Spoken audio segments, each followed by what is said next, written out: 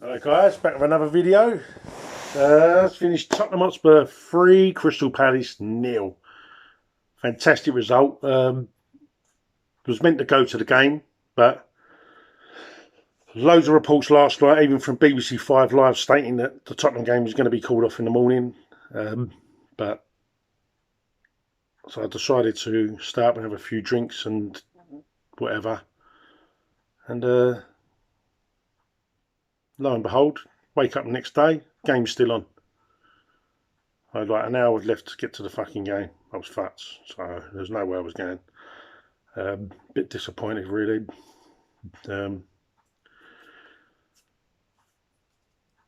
was going to be no chance either because a lot of the trains were not working. I know West Ham fans struggled to get to their game. No trains going into Stratford and all that. It's ridiculous. Do you know what I mean? This is just getting stupid. I know these fixtures are on and they're doing fucking limited train services and stuff like that. It's just ridiculous.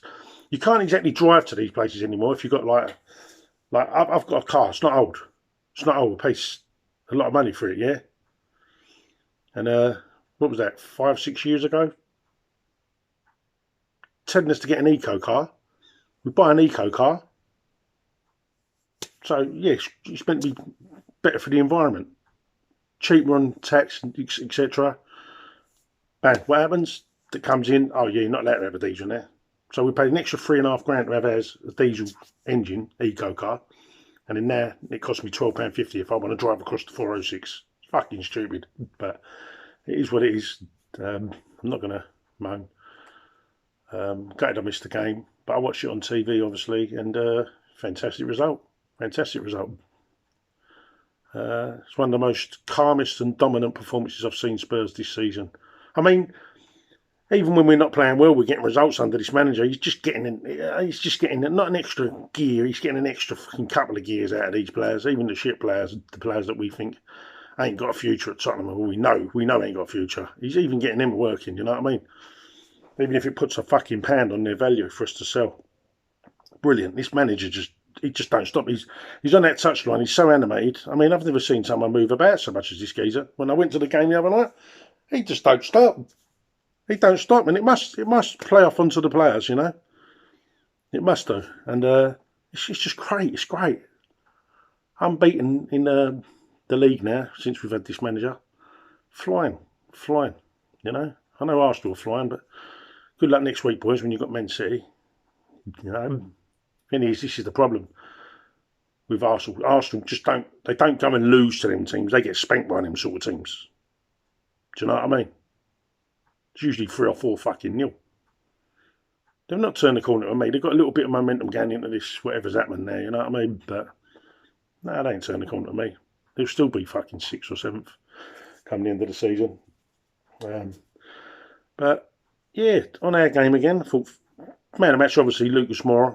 Fucking hell, this geezer, man, he's just on fire at the moment. New lease of life. Brilliant. Getting the best out of him, you know? Harry Kane's goal, fantastic. Son was terrible. Just kept passing the.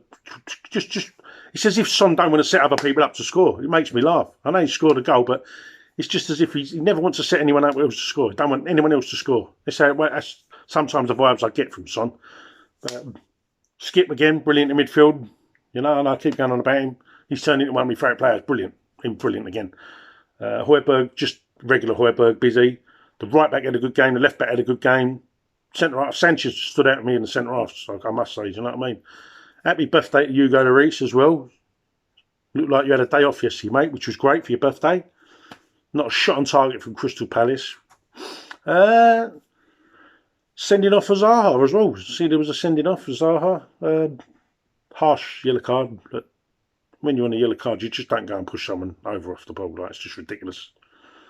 Yes, so it's a second yellow, which is nice because he cost us the game at Palace, really, didn't he? When it was 0-0, he got his player sent off Tanganga. And we all know what happened there. Yeah, no, great result, like I said. Down was Arsenal winning, obviously, because the daylight stays the same between. Obviously, we've got the 3 games in there, and if we win, then we go 3 points clear. Man City do us a favour next week. I mean, I'll take a draw because we can go above Arsenal and it means we can gain on Man City. Not that we're going to catch Man City, but it's always nice to know the teams above you are slipping up and we're carrying on, plodding on. Top four's looking good, really. It's available, isn't it? So we'll see how it goes. But yeah, my man of the match, like I said to you, was Lucas Moura. I thought he was brilliant. Harry, the move for his goal as well, brilliant. The way he out jumped the defender, who's about 6'3", and he's about 6'0", isn't he? What's he?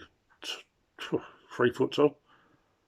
Well, brilliant goal. But yeah, no. All in all, it's been a good week. Fixtures have been, 2 London derbies, and we've won them. I said this. We had 3 London derbies at the beginning of the season.